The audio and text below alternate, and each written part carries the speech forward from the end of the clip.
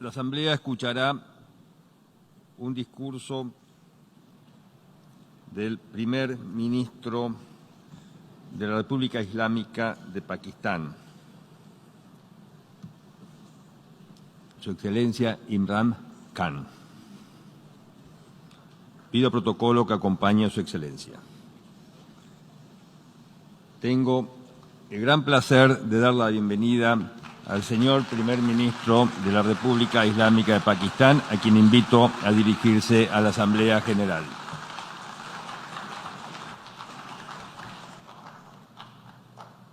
Bismillah ar-Rahman ar-Rahim. Iyyaka na'budu wa iyyaka nasta'in. Mr. President, Honorable Secretary General, Excellencies, ladies and gentlemen, I feel honored today to represent my country at this forum of world leaders, where we have a chance to discuss problems that the world is facing. I want to talk about a lot of problems, but just 4 today. And I especially came to this forum despite a difficult time in my country, facing challenges. I would not have come, but because I feel that there are some very urgent problems which the world must address. So first of all, I start with climate change. So many leaders have talked about climate change. But Mr. President, I feel that there is a lack of seriousness. Perhaps world leaders some of the leaders who can do a lot, do not realize the urgency of the situation. We have a lot of ideas, but as someone said, ideas without funding is mere hallucination. Pakistan, I'll give you start with my own country.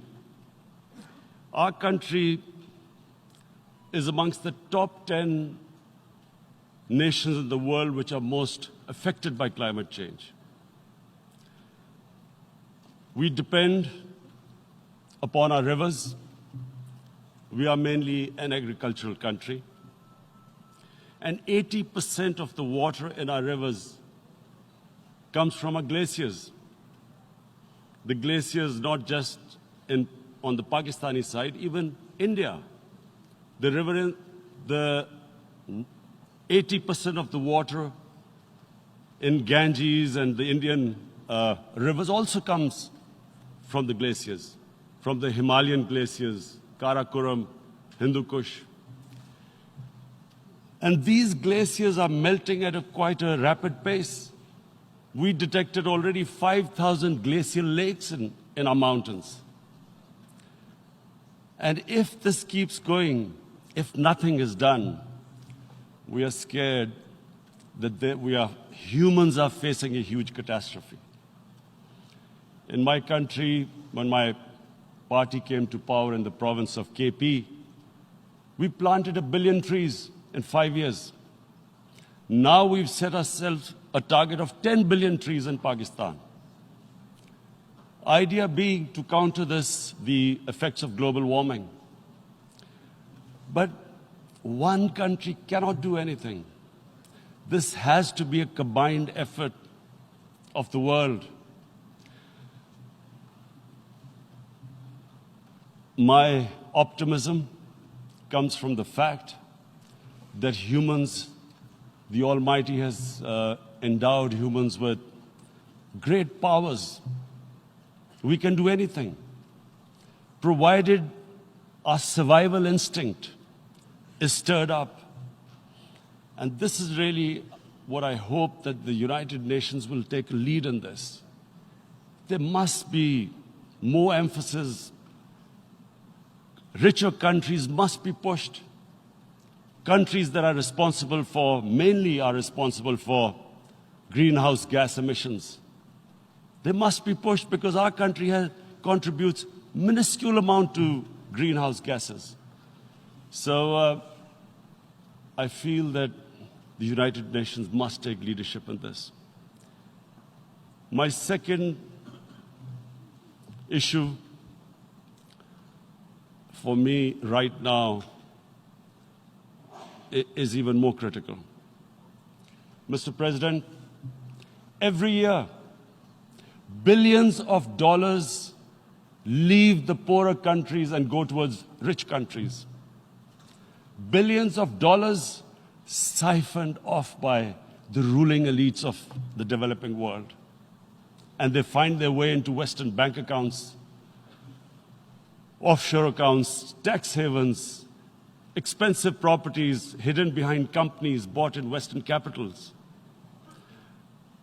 Mr. President, this is devastating the developing world. This is causing more poverty, debts. It's impoverishing the developing world. The difference between rich and poor countries is growing because of this.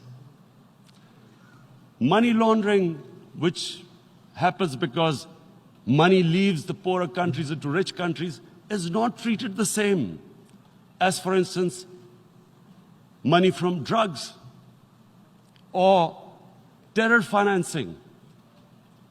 The seriousness which terror financing and money from drugs, the way it is treated, it's not the same. The way the poor countries are being plundered by their elites. It's not happening. In my country, when I took charge of our government a year back, in the 10 years preceding that, our total debt went up 4 times. The debt we had accumulated in 60 years, just in 10 years, it went up 4 times. As a result, the total revenue we collected in 1 year, half of it went into debt servicing. How are we going to spend money on our human beings, 220 million people, when half the money is going into debt servicing? Because our country was plundered by the elites, the ruling elite. And easily they could get the money out. And when, Mr. President, we located properties in Western capitals bought by this money through corruption and money laundering, located the properties of these corrupt leaders, we find it so difficult to retrieve it. That money, if we retrieved that money, we could spend on our human beings. But it's so difficult. The laws protecting these criminals. We do not have the sort of money to have expensive lawyers and spend millions and millions of dollars. We need help from the rich countries. And Mr. President, it's critical. The rich countries must show political will. They cannot allow this to happen. How can the poor countries spend money on human development, which the United Nations asks, SDG? How are we going to do it when this money can easily leave our countries? So, unless the rich countries intend to build walls to stop economic refugees coming as we see right now, they must take action. They must take action now. It must be a deterrent. Corrupt ruling elites should not be able to take money out easily and park it into foreign bank accounts and into these properties abroad.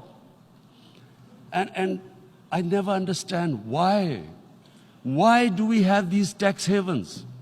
Why is this allowed? Why shouldn't rich people pay taxes?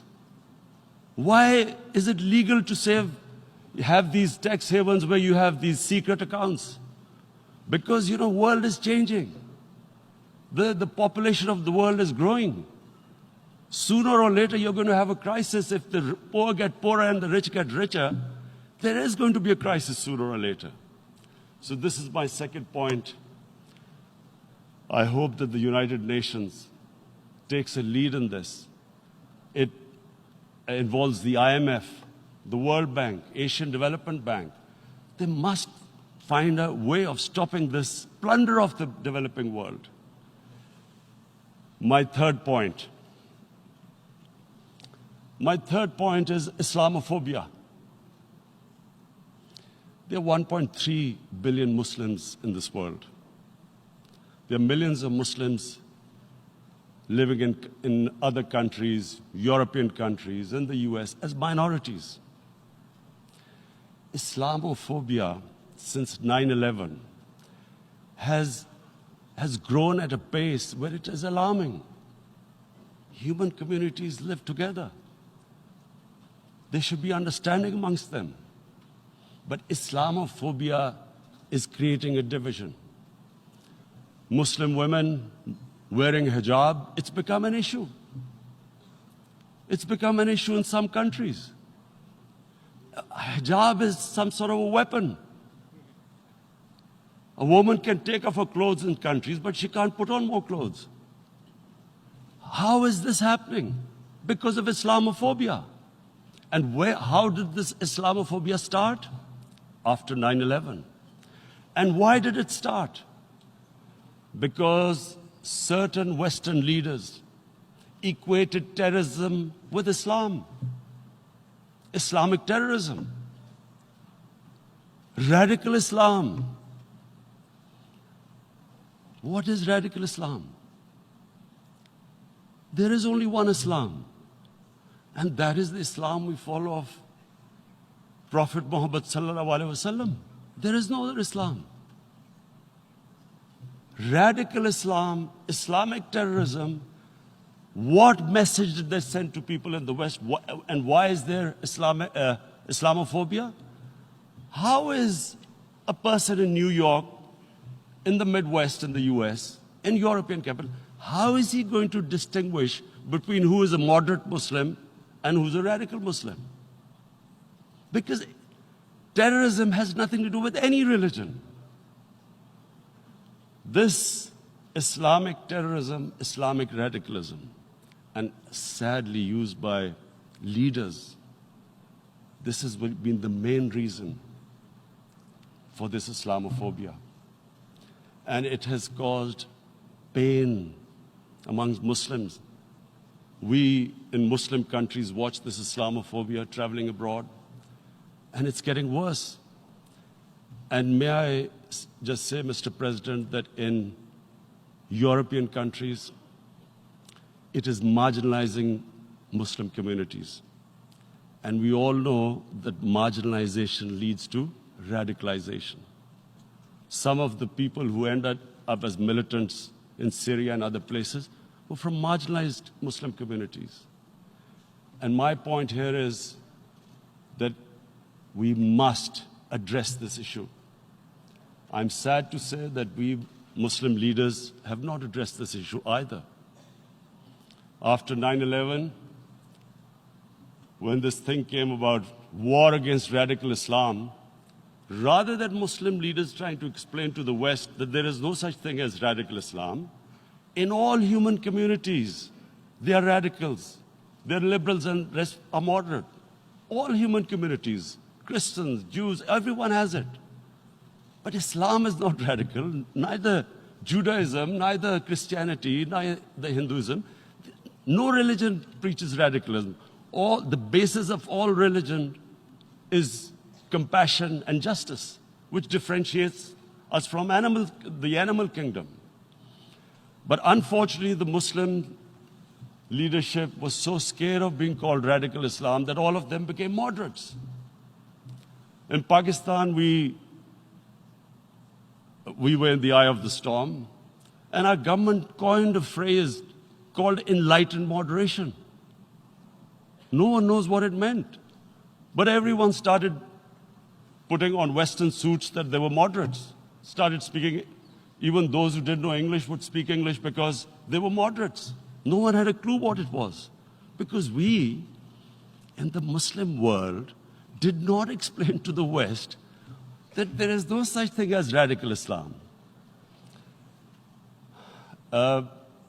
One of the reasons why after 9/11, Islam was supposed to be equated with terrorism was suicide attacks. Because the 9/11 bombers did a suicide attack, all sorts of theories came up that the Muslims are involved in suicide attacks because they will get virgin in heavens. Some came up with, what about women, suicide attackers? So this bizarre thing happened. No one explained. Suicide attacks and Islam were equated. No one did research that before 9/11, the majority of suicide attacks in the world were by Tamil tigers, who were Hindus. No one blamed Hinduism, and quite rightly. What has Hinduism got to do with what desperate people were doing in Sri Lanka? We all know about, we've seen films about Japanese kamikaze pilots at the end of the Second World War doing suicide attacks. No one blamed the religion. But here we were trying to prove we were moderates and not explaining to the West. But the most important thing I wanted to say here today, in explaining this Islamophobia, Mr. President, and I feel it's very important because I've spent, because of I played professional sport in England, I spent a lot of time there, so I know how the Western mind works and how West views religion. So where the misunderstanding about Islam came. And one of the reasons it caused Islamophobia. That was, in 1989, this book was published, maligning, insulting, ridiculing our Prophet Muhammad sallallahu alaihi wasallam. And there was a reaction in the Muslim world. The West couldn't understand what was the problem. Because in the West, because I have spent so much time in the West, religion is perceived completely differently. They don't look upon religion like we do. And so, Islam was supposed to be an intolerant religion. It was against freedom of expression. And Islam took a real beating 30 years ago. I still remember it became a watershed. And every 2 or 3 years, someone would malign our Prophet, peace be upon him.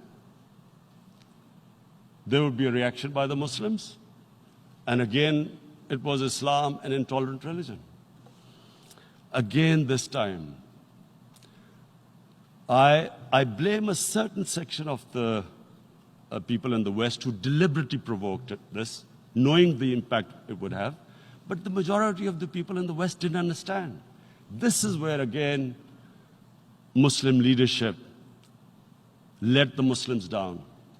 We should have explained to them what our Prophet, peace be upon him, means to us. So in 1 minute, I'll try and explain what he means to us. Our Prophet was the witness to the divine book, the Holy Quran.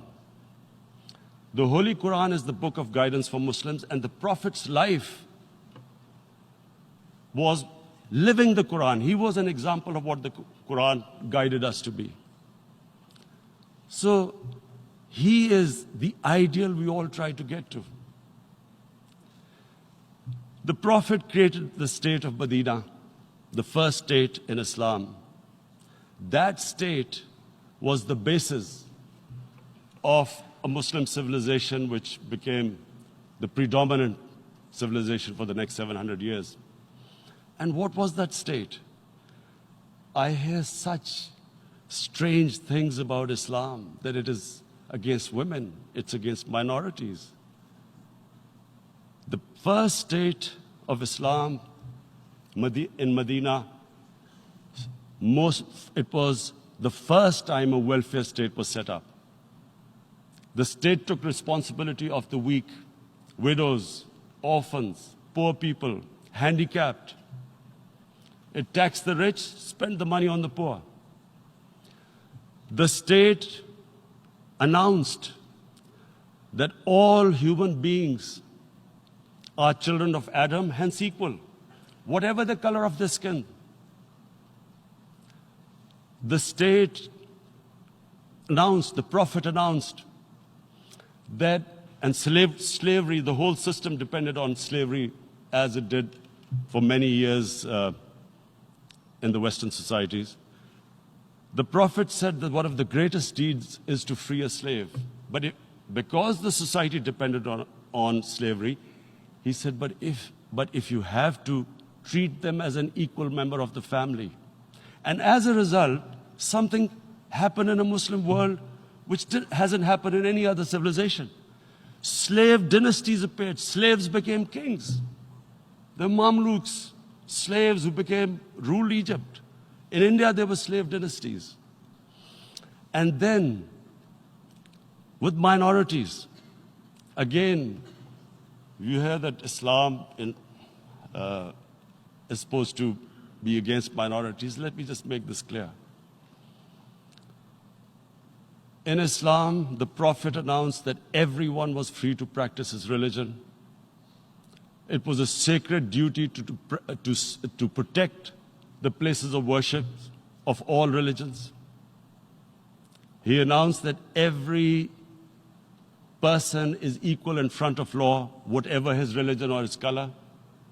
And this incredible case, and I always quote this, that the fourth Khalifa, the head of state of Medina, he lost a court case against a Jewish citizen.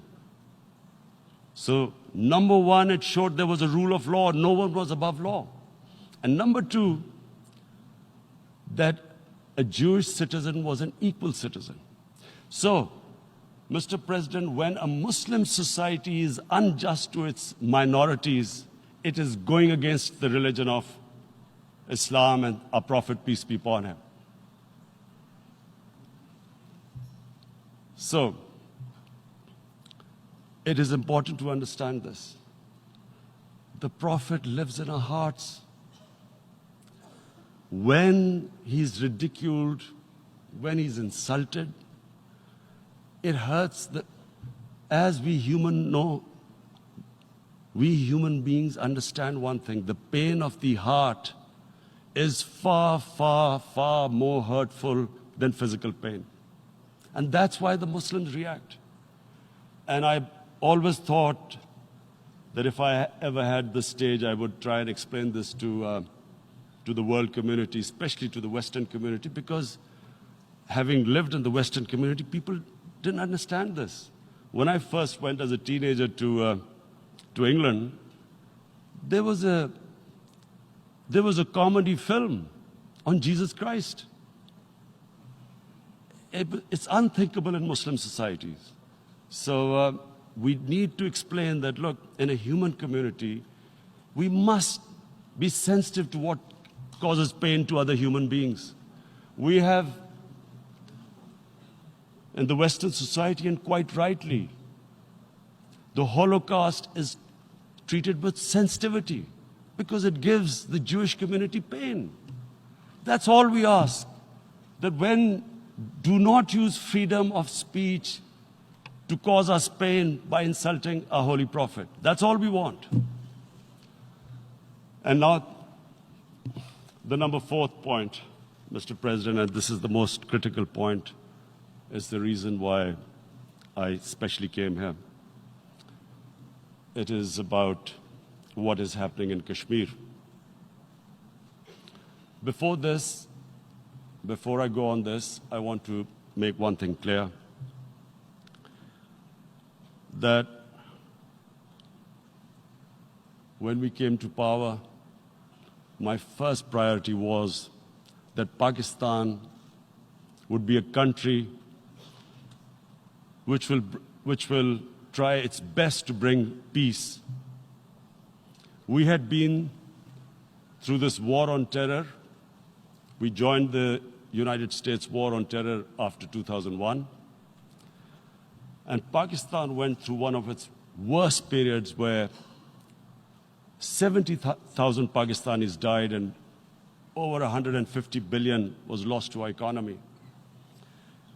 And Mr. President, I opposed the war because in the 80s, Pakistan had joined the Western countries in what was the freedom struggle then in Afghanistan against the Soviets. And it was funded by the Western countries. These Mujahideen groups, which were treated in guerrilla warfare,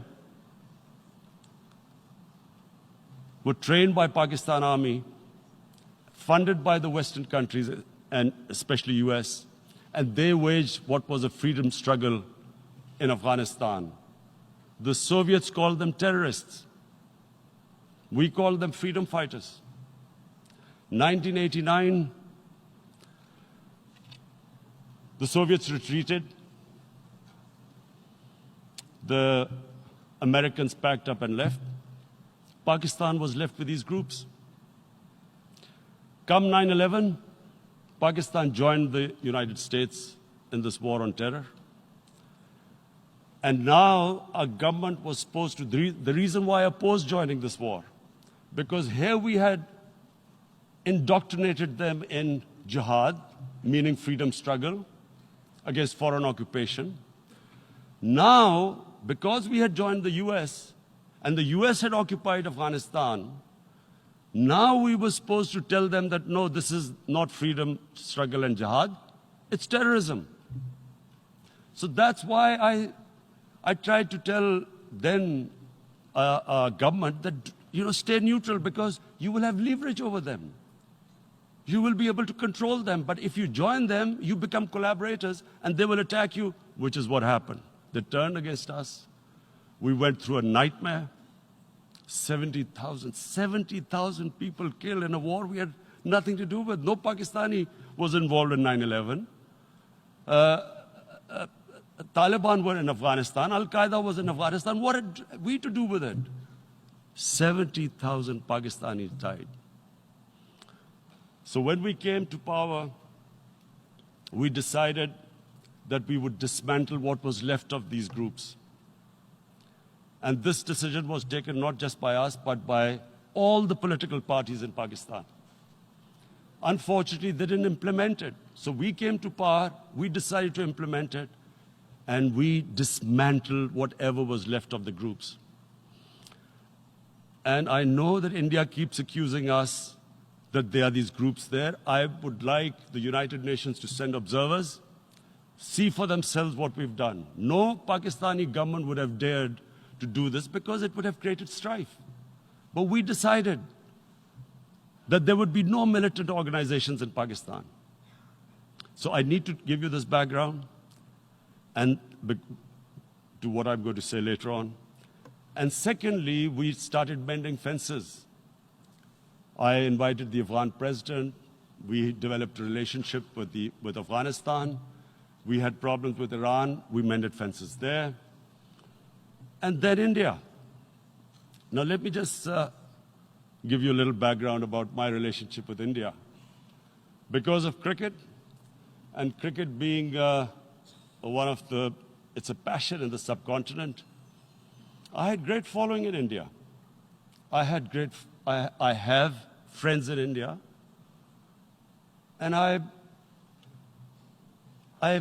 loved going to India. So immediately, when my party came to power, the first thing we did was to immediately reach out to India. And I spoke to President Modi and I said, look, we have similar problems. Climate change, poverty, let's get together. Let's resolve our differences through trade. Let's build a relationship on trust. Prime Minister Modi told me that, there were terrorist attacks from Pakistan. I said, we have problems with you. There are terrorist attacks which we know are instigated by India in Balochistan. We caught a spy, Kulbhushan Yadav, who admitted what the sabotage going on in Karachi and Balochistan. So we said, look, let's leave that behind. Let's move forward. Our main priority should be our people. The highest number of poor people live in the Indian subcontinent. Unfortunately, didn't make any headways. Our foreign minister was supposed to meet on this in the UNGA last year.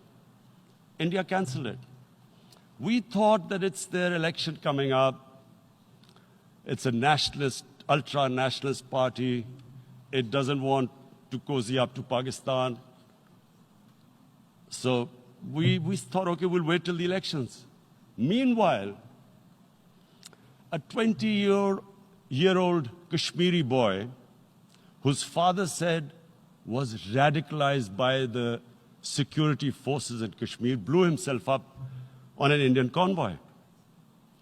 Immediately, India blamed us. I spoke to the Indian public on television. I said, if you give us any iota of proof, we will immediately take action, because we've clamped down on these groups. Rather than sending us any proofs, they sent their jets in, they bombed us. We retaliated. A jet, 2 of their planes were shot down, 1 pilot bailed out in Pakistan. We immediately returned the pilot, saying that, look, we do not want any escalation.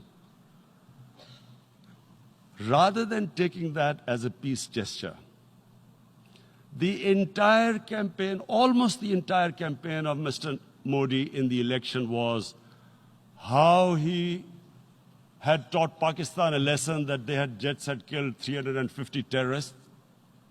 Complete lie. They had just killed about 10 trees of ours, which was quite painful given that, we are growing all these trees. He then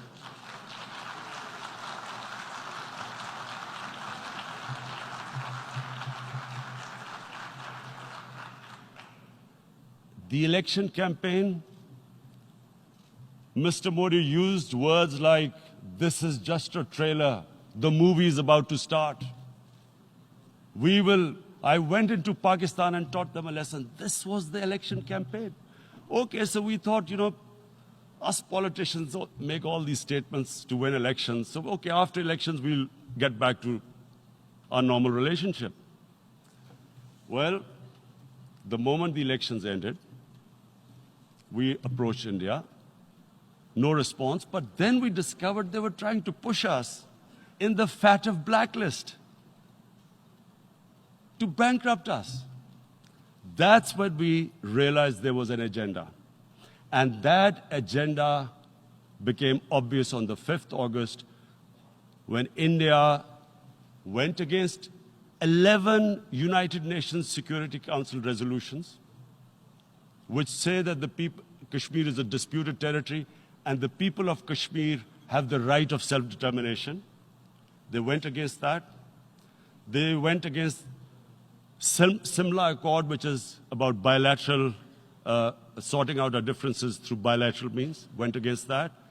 They actually went against the Indian Constitution. Illegally, they revoked Article 370, which gave Kashmir the special status. They got an extra 180,000 troops there. Total number of security forces in Kashmir now are 900,000. And they put 8 million people of Kashmir under curfew.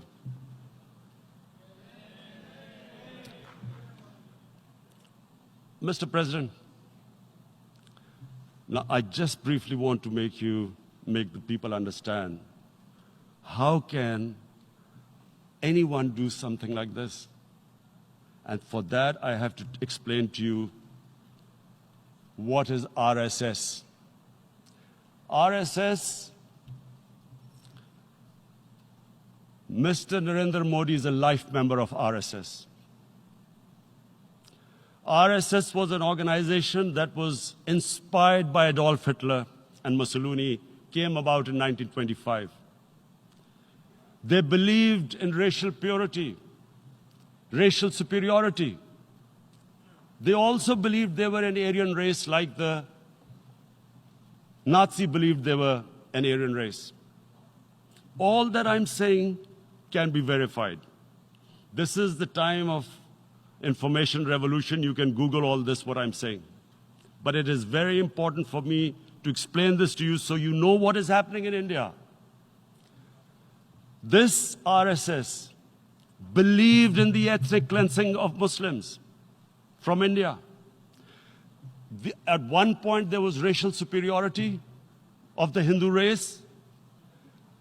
Secondly, it was hatred for the Muslims and for the Christians, because they believed that this golden age of Hindu civilization was stopped because of Muslim rule centuries back and then the British rule of India. So it was racial superiority and hatred for Muslims and Christians. This is openly stated. You look at the founding fathers of RSS, Golwalkar and Savarkar. Just Google them and you'll find out. And this ideology of hate is what murdered the great Mahatma Gandhi in 1948. It was this ideology of hate that made Narendra Modi in 2002 do a pogrom against Muslims in Gujarat when he was the chief minister. He allowed 3 days for these RSS goons who were inspired by the Hitler brown shirts. They actually wear brown shirts. This RSS, the Congress Home Minister gave a statement that in RSS camps, terrorists are being trained. And these terrorists butchered 2,000 Muslims and 150,000 Muslims were made homeless. Narendra Modi could not travel to the US because of that. And I need to make you understand this background before I explain to you that what sort of a mindset would lay siege to 8 million people with 900,000 troops. Women, children, sick people, locked in as animals. In fact, of what I know of England, if 8 million animals were locked in, the RSPCA would have made a lot of noise about it. These are human beings.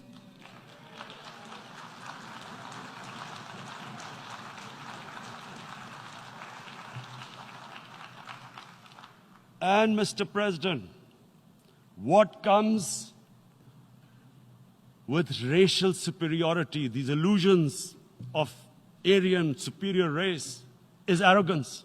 The two go together. And it's arrogance that makes people make mistakes and do stupid things. Cruel things like what Narendra Modi has done. It's sheer arrogance. And it's arrogance that has blinded him from the fact that what is going to happen when the curfew is lifted. Has he thought about it? This hasn't been thought through. What is he going to do when he lifts the curfew?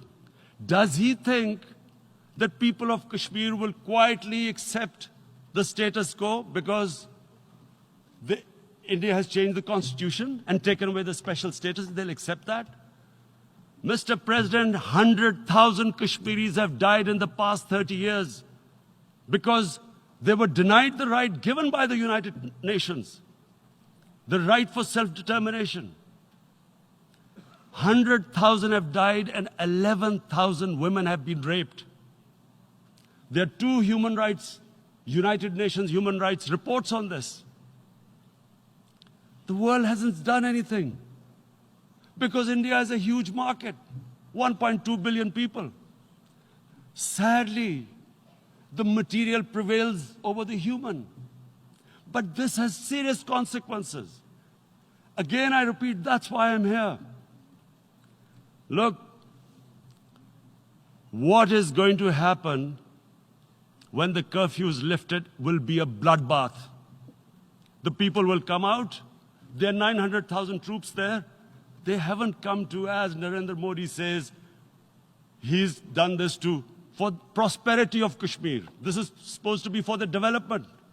These 900,000 troops, what are they going to do when they come out? There'll be a bloodbath. Has he thought it through what happens then? Mr. President, has anyone thought that what happens when there is a bloodbath? What do you think the impact will have on people of Kashmir? What do you think they will think? The way they have been boxed in their houses, treated like worse than animals, no rights. Thousands of all the political leadership has been arrested, taken out of Kashmir. Even those Kashmiri leaders who were pro-India have been taken out. 13,000 boys have been picked up and taken to God knows which destinations. So what do they think? What will the people of Kashmir do when they lift the curfew? They will be out in the streets. And what will these soldiers do? They will shoot them.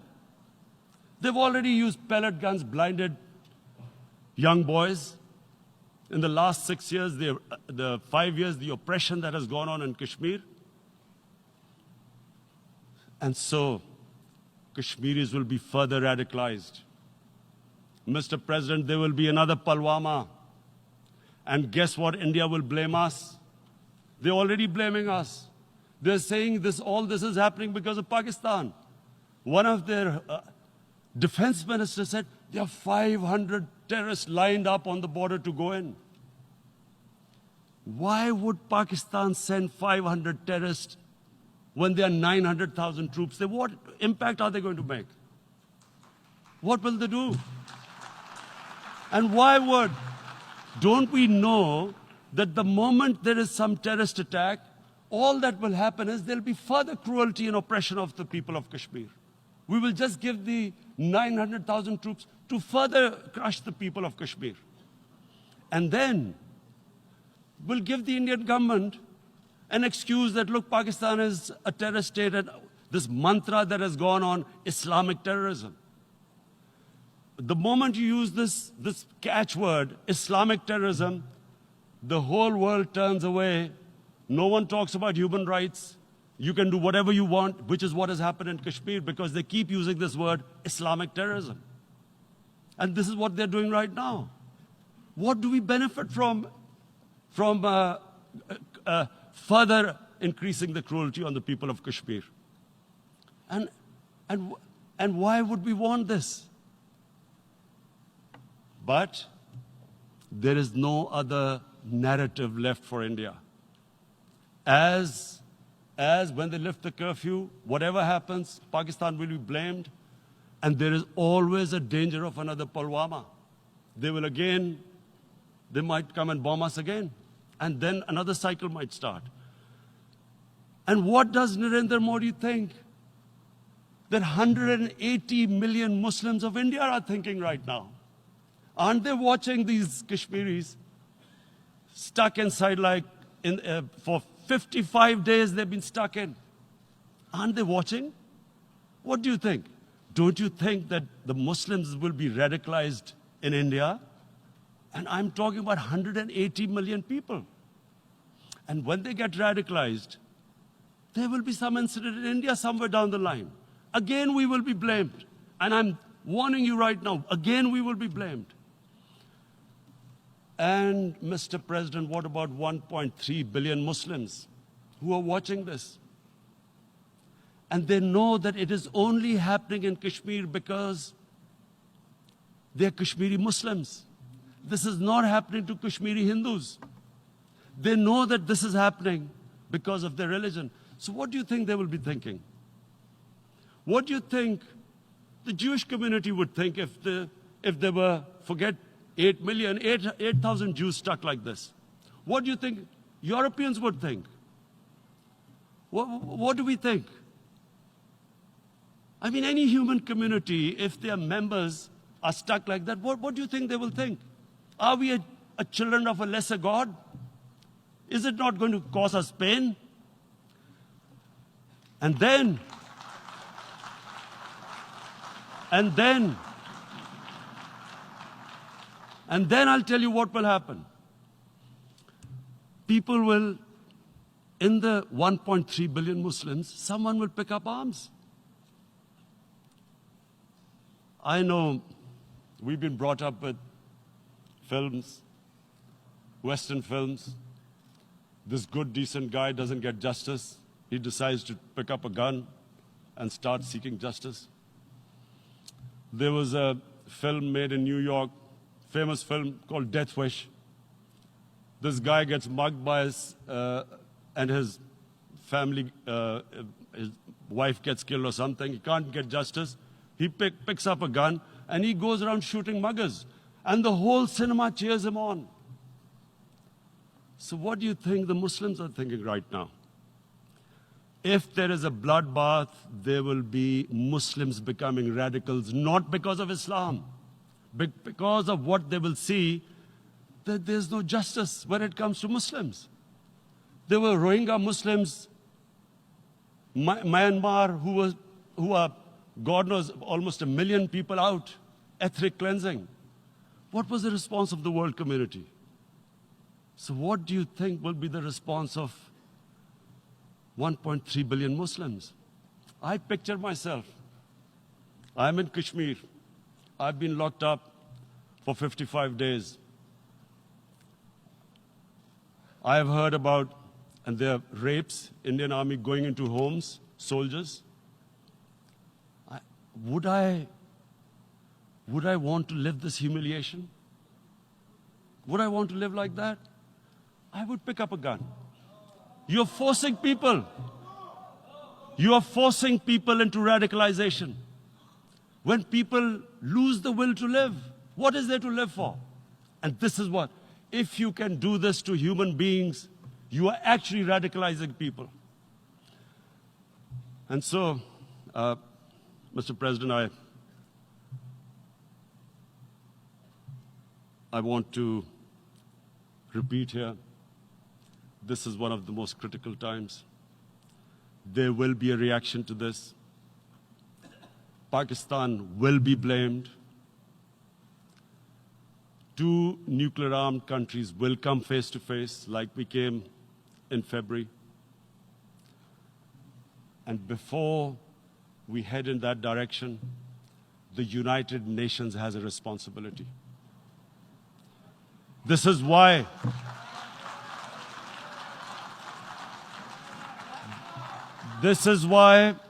the United Nations came into being in 1945. You were supposed to stop this happening. I feel we are back to 1939, Munich. Czechoslovakia has been taken, annexed. What is the world community going to do? Is it going to appease a market of 1.2 billion, or is it going to stand up for justice and humanity?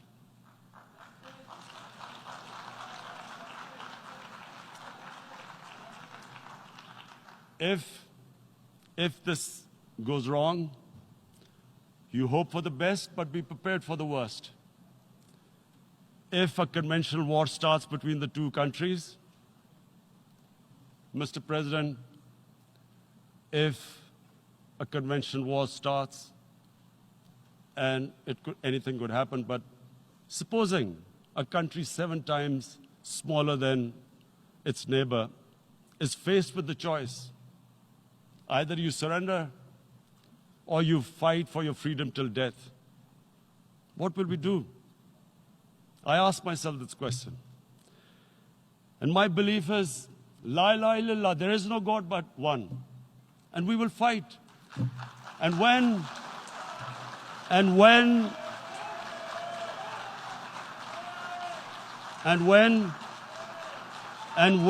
a nuclear-armed country fights to the end, it will have consequences far beyond the borders. It will have consequences for the world, which is why I repeat I'm here. Because I'm warning you, it's not a threat. It's a fair worry that where are we headed? And I've come here to tell the UN, you've got to, this is a test for the United Nations. You are the one who guaranteed the people of Kashmir the right of self-determination. They are suffering because of that. And this is the time. This is the time not to appease like in 1939 appeasement took place. This is the time to take action. And number 1 action must be that India must lift this inhuman curfew, which has lasted for 55 days. It must free all political prisoners, and especially those 13,000 boys that have been picked up. Parents don't know where they've disappeared. And then the world community must give the people of Kashmir the right of self-determination. Thank you.